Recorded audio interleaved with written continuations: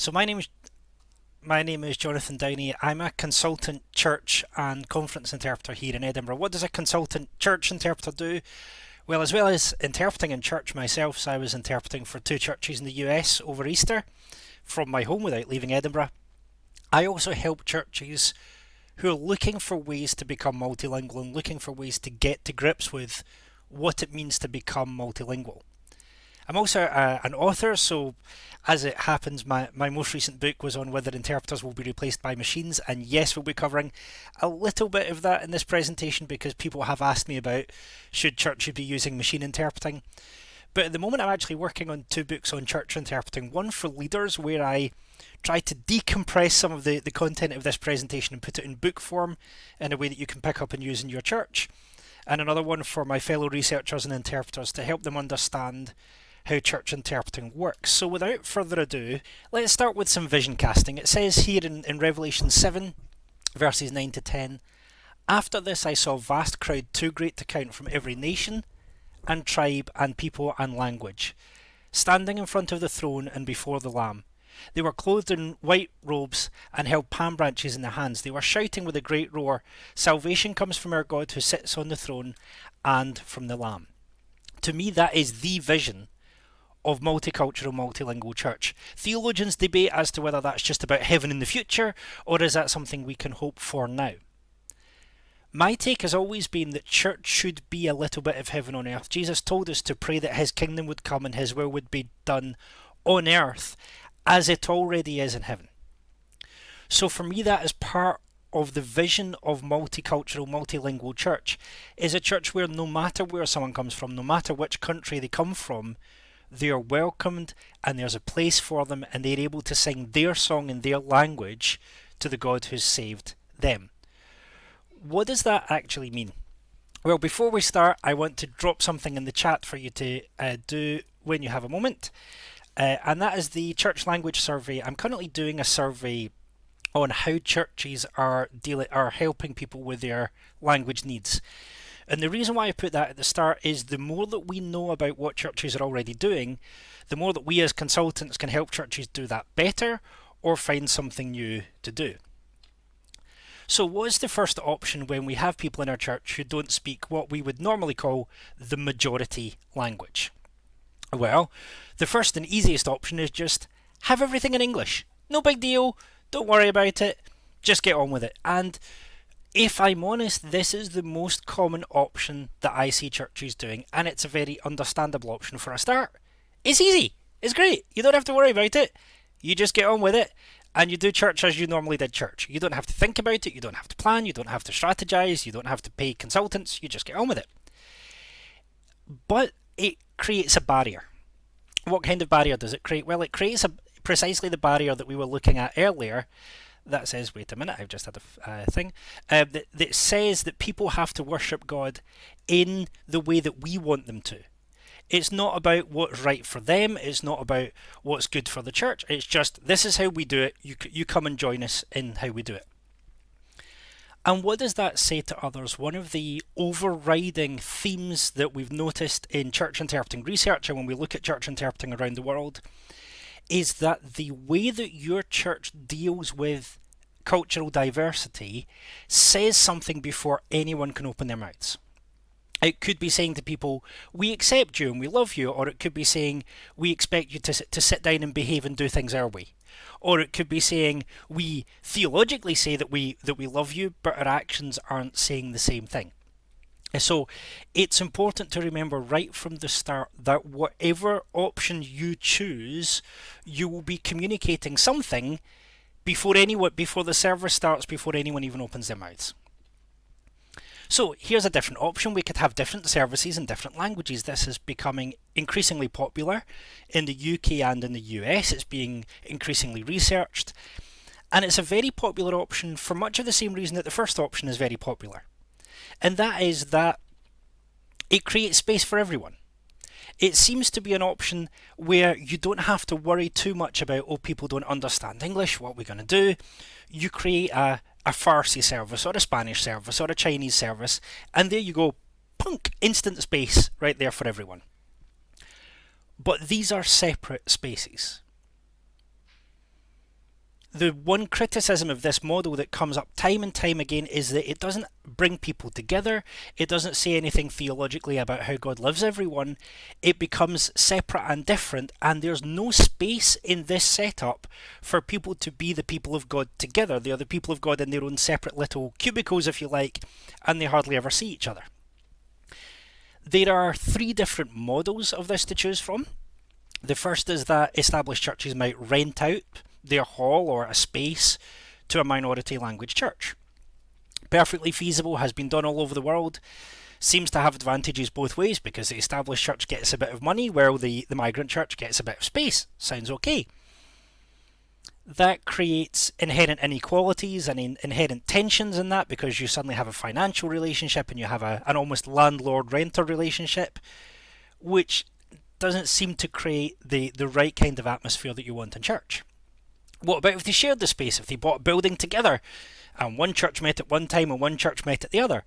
Again, there are examples in the literature. I can think of a lovely article by a researcher called Jennifer Raymond on the space sharing model. But the problem with sharing space, again, is they're not in the same space together. And when the two churches do meet, if there hasn't been any hard work done to make them work together beforehand, when they suddenly do meet, things go wrong. So multi-ethnic church experts have increasingly been advising churches to have co-leadership. So if you're having different services in different languages, make sure that the leader of the minority language church is on the leadership team. And that seems to be, from the long-term work that's been done, that seems to be the only model of having different services in different languages that tends to have any sort of success rate at all. Because realistically, anything apart from co-leadership leads to creating new churches. If you want to plant a new church, that's great and that's fantastic, and perhaps the different services in different languages is a good way of doing that.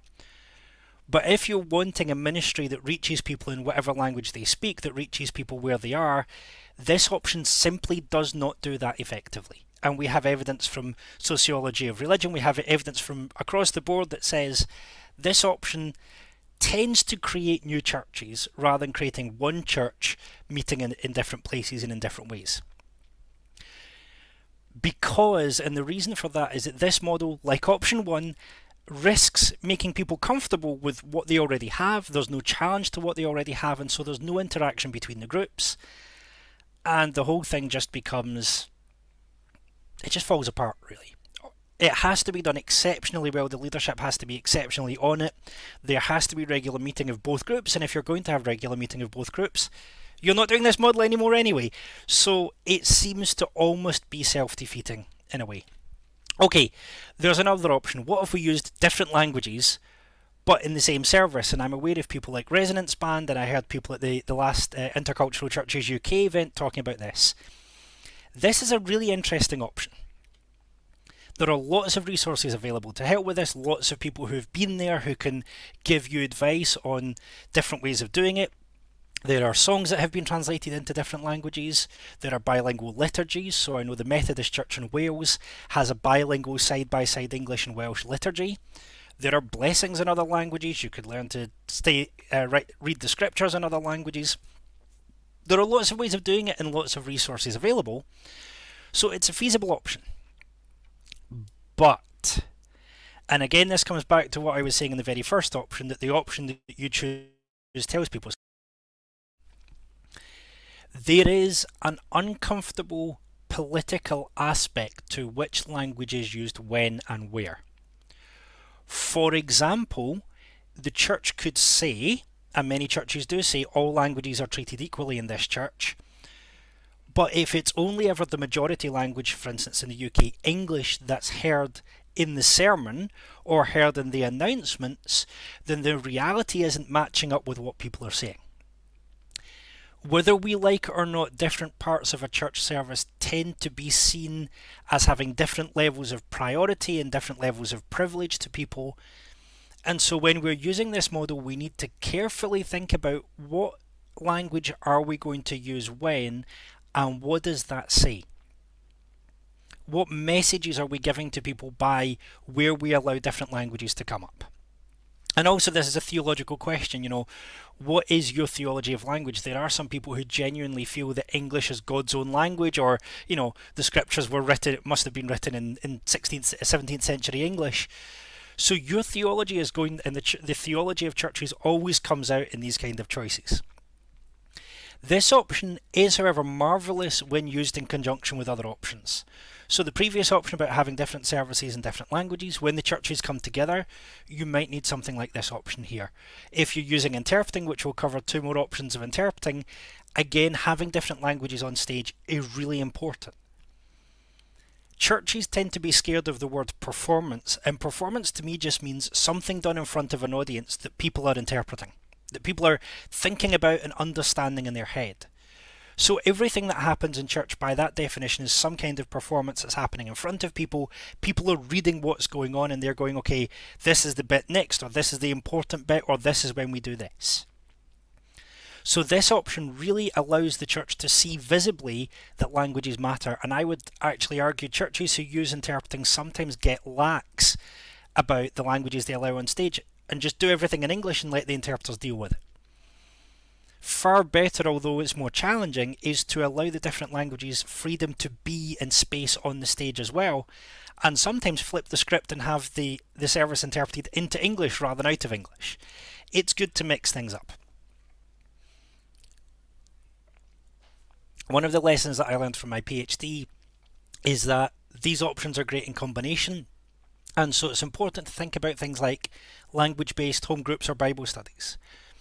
I would advise churches not to rush into forcing people out of their language group into a home group that's primarily English, but to allow people to grow and develop in a home group in their language, and perhaps to invite people in the church to learn that language and come and join.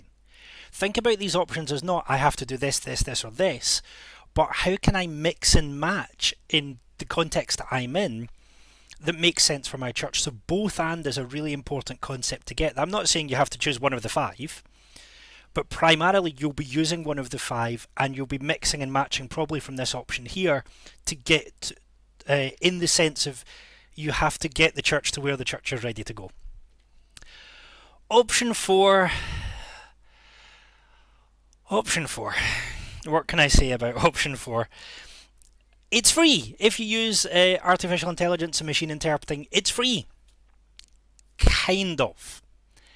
It's free on your phone, but it's not free in the sense of everything you put into the app will be used to train the app.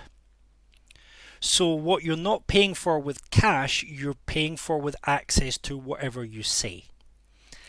And learning to use machine interpreting apps effectively is definitely not free. It's a learning process. Results of machine interpreting can be passable, kind of. So in everyday conversation, machine interpreting apps like Google Translate are great. They do a fantastic job. They do almost as good a job as an interpreter would. Not a problem.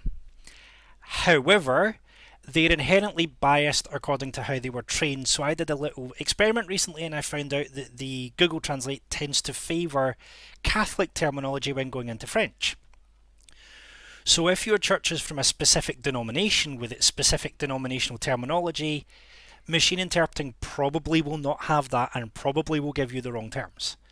It's not its fault, it's just what it was trained on. It's trained on large data sets and they'll tend to come from specific places. There's no need for volunteer or paid resources with machine interpreting. Kind of. Again, there's a learning curve as to how to use them effectively. There's a whole checking issue as well. And machine interpreting tends to lower perceived barriers, so people tend to think that they can talk to anyone when they know they've got an app around. That's good in that people might talk to people who would otherwise be frozen out of church. That's bad in the sense that knowing the right words is not everything about communication. And as someone who has made some cultural slip-ups myself on several occasions, the lack of awareness that you could be making a big cultural error because you've got a machine can be very dangerous. The first thing I ever said to a native French person was "Salut, je suis écossaise," which for French speakers means "Hello, I'm a Scottish girl."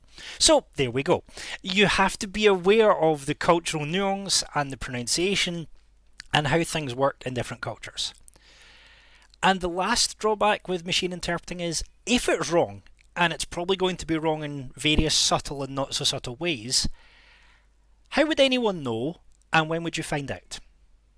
Most likely you would only find out it was wrong when it's already late and you have to come and repair the damage. And how do you know if the sermon hasn't gone across well if you're relying on machines and everyone needs the interpreting anyway? So this becomes another problem and another burden that churches have to think about. Okay, I said 5 options, there are actually 6, but that's because I've split interpreting into 2. The 5th option is interpreting, but I've split it into 2 options because they're slightly different. What about you use human interpreters from your church?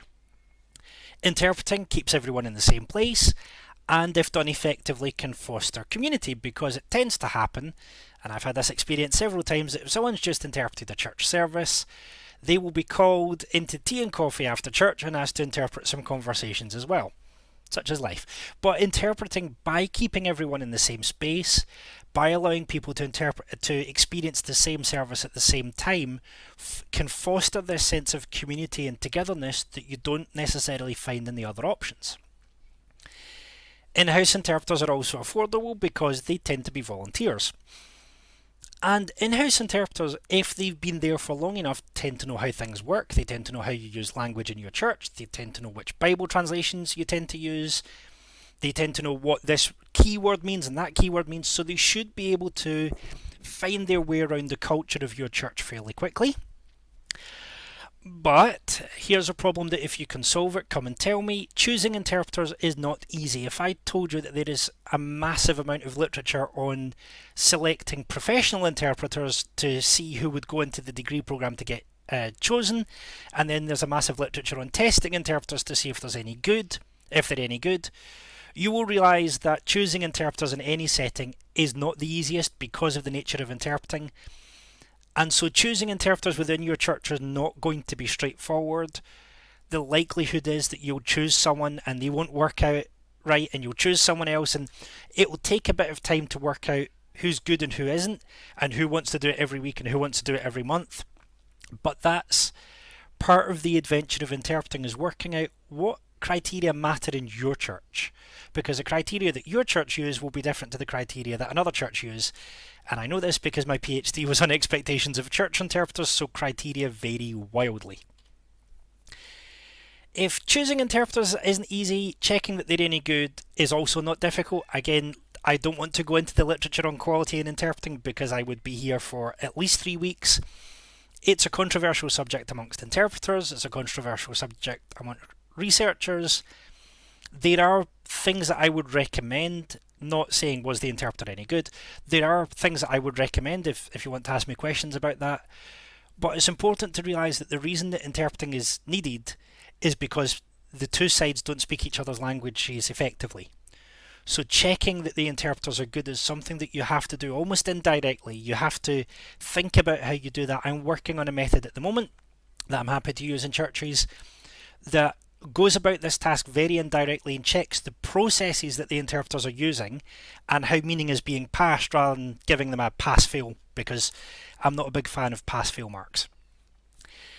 And the number one thing that churches with in-house interpreters forget about is that preparation and standards really matter. Preparation as in, does the interpreter have the sermon notes a couple of days in advance, ideally? Does the interpreter know which Bible translations are being used? Does the interpreter know who's preaching?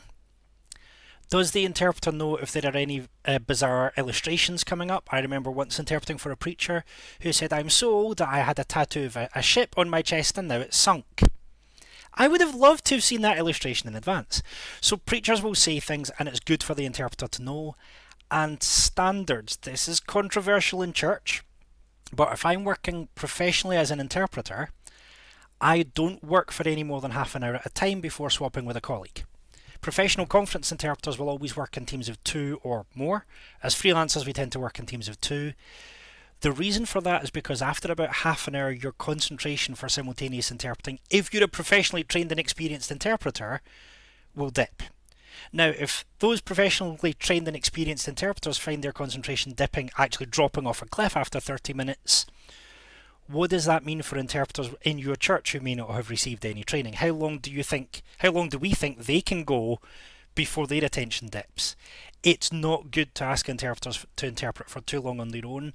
I know that churches do it and do it for a reason, but I would advise us to be very cautious with that and to be aware that we can actually be putting people's health in danger by asking them to interpret for too long. So please be aware of that when you're working with interpreters.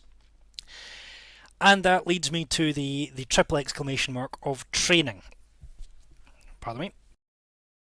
There is, as far as I'm aware, a training course for interpreters for church interpreters in South Korea. There's a training course for interpreters in the USA, which is used internally in one church, and that's it.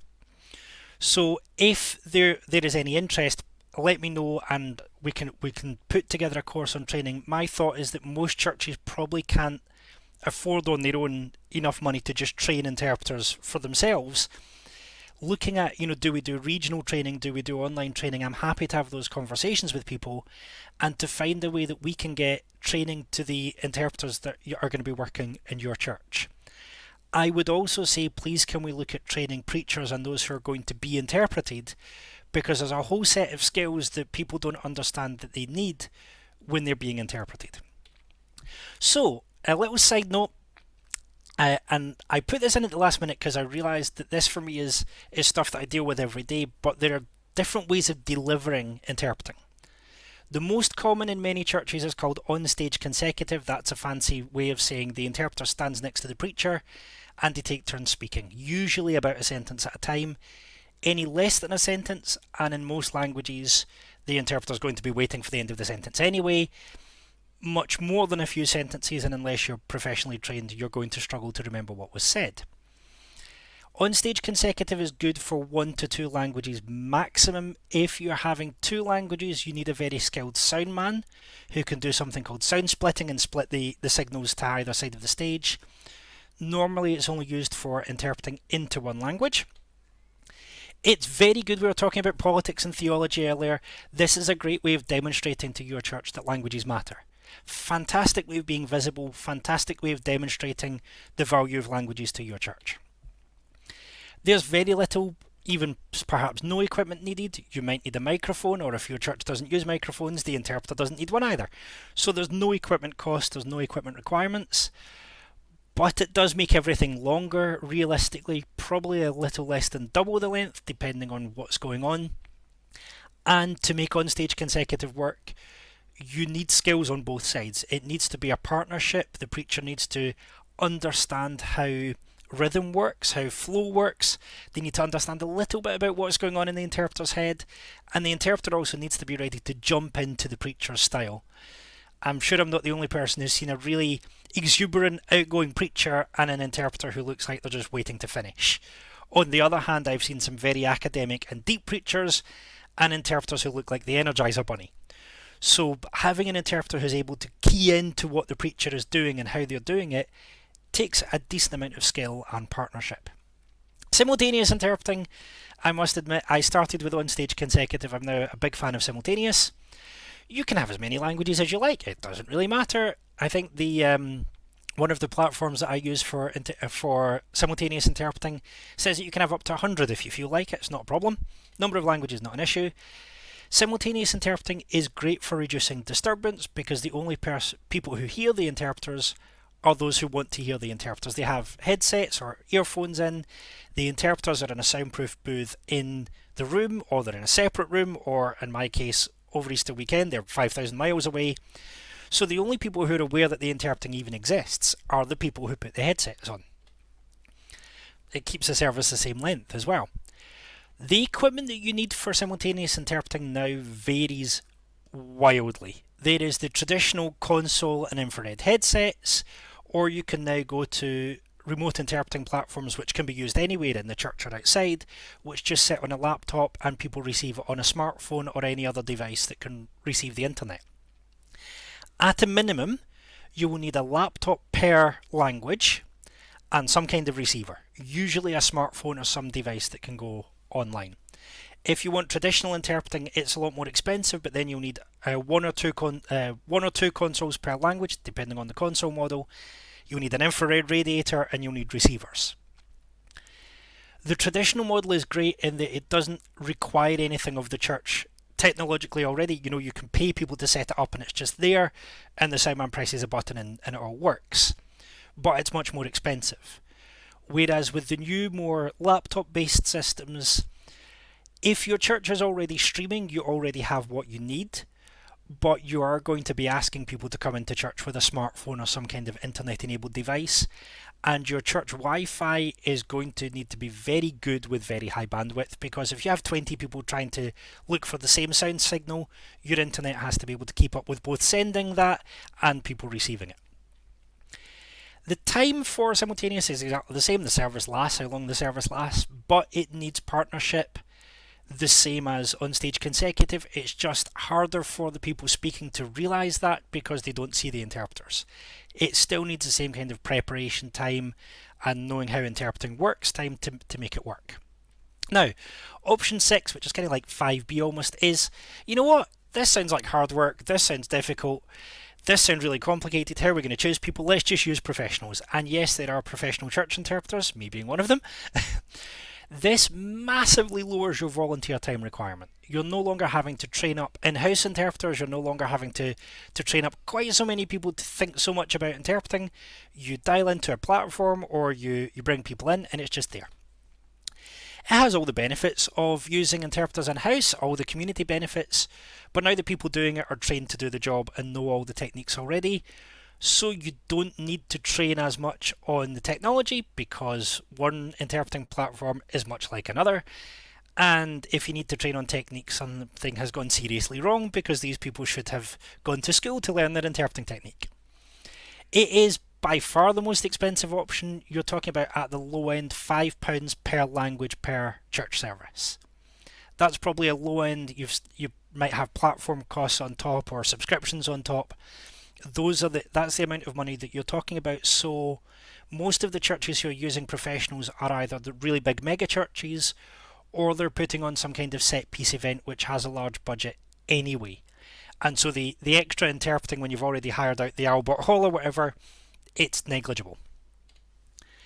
Preparation ends up having to be broader than in-house. Allow me to just move my camera a second. The preparation tends to be broader than using people in-house because these interpreters won't have ever been to your church before. So having services online previously is really, really important, really helpful. And these interpreters will really need to see your sermon notes so that they know what's going on. And ideally they should see the announcements first as well if you're asking them to interpret the announcements. They'll be doing professional level preparation, which is a very different kind of preparation to what people would do in-house.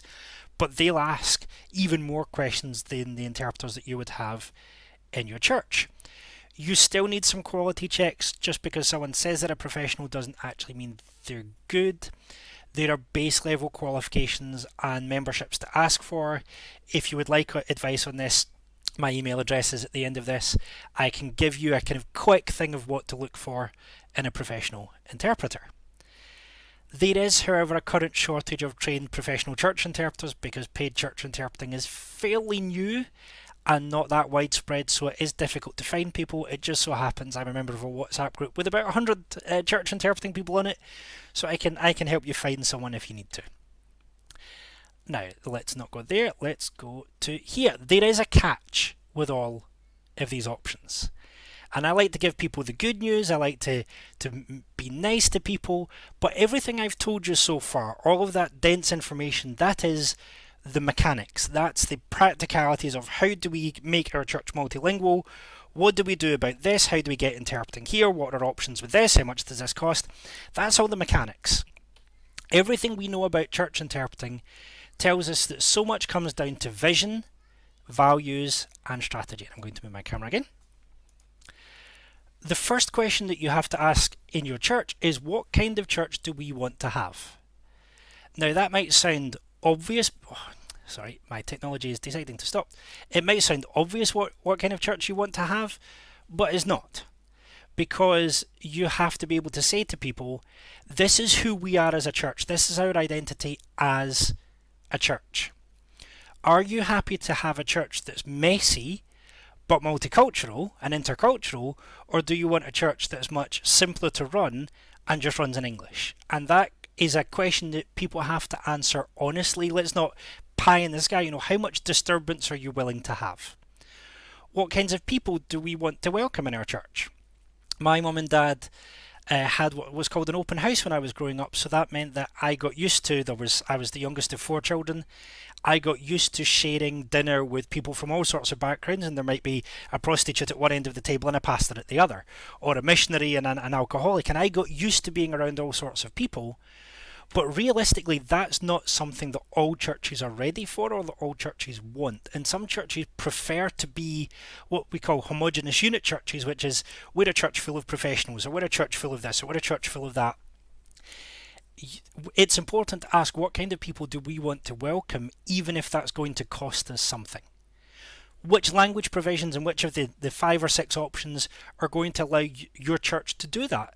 Asking both the leadership and the people in the church, what language provisions are we prepared to put into place to make this work? If you start with the visions and the values, it's much easier then to say, right, what language strategy should we be using? And then, and only then, do we get to the mechanics, which is the how, the when, and the who. Are we going to be doing this as different services in different languages? Are we going to be doing this as having different languages in the servers? Are we going to mix and match? Are we going to have interpreting? Are we going to have in-house people or machines or professionals?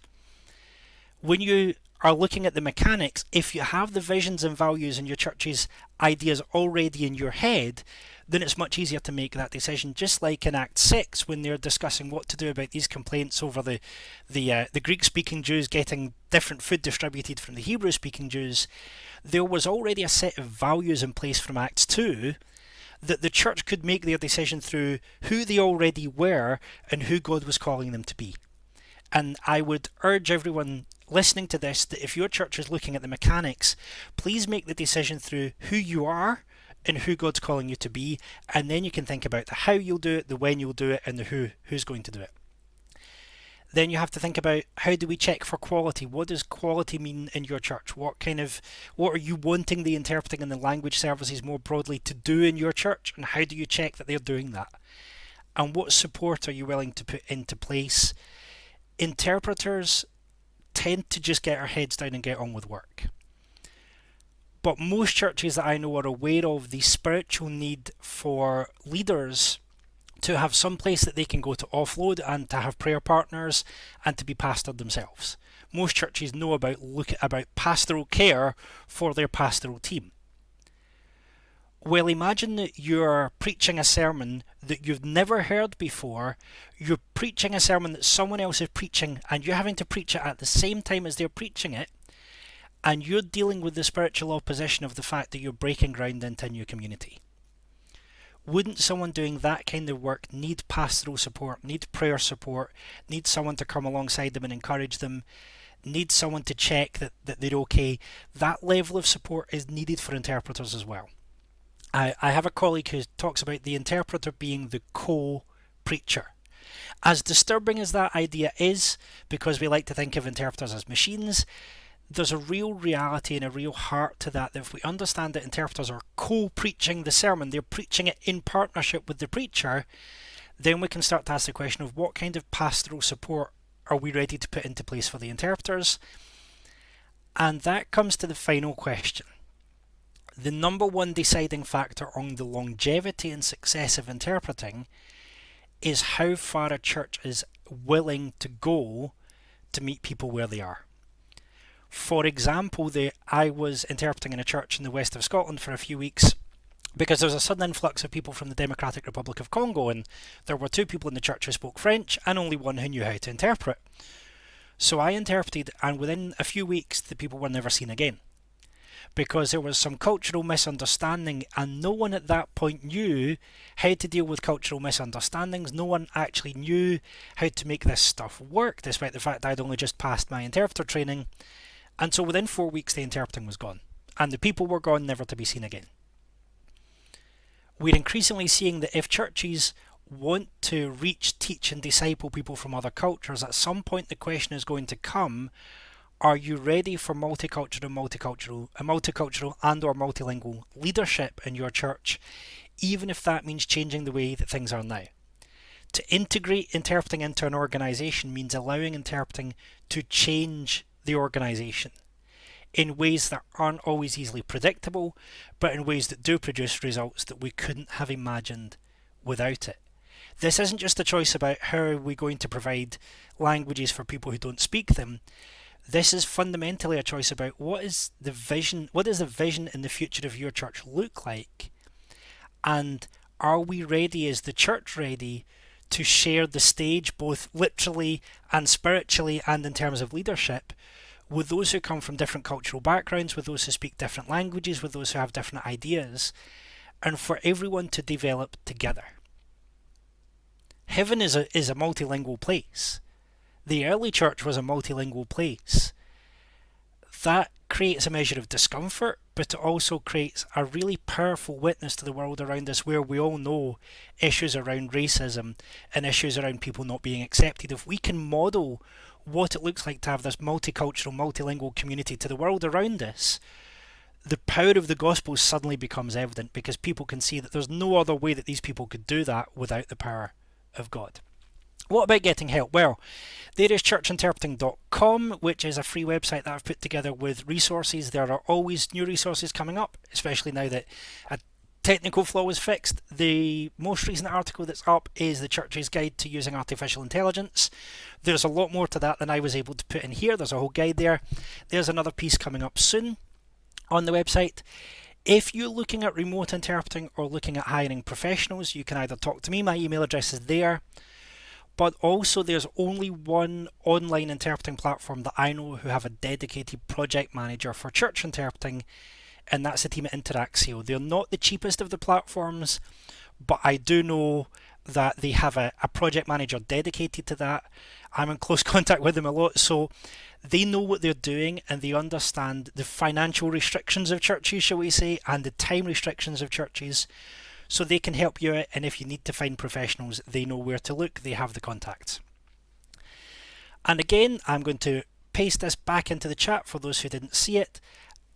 My aim is to be able to produce excellent resources for churches.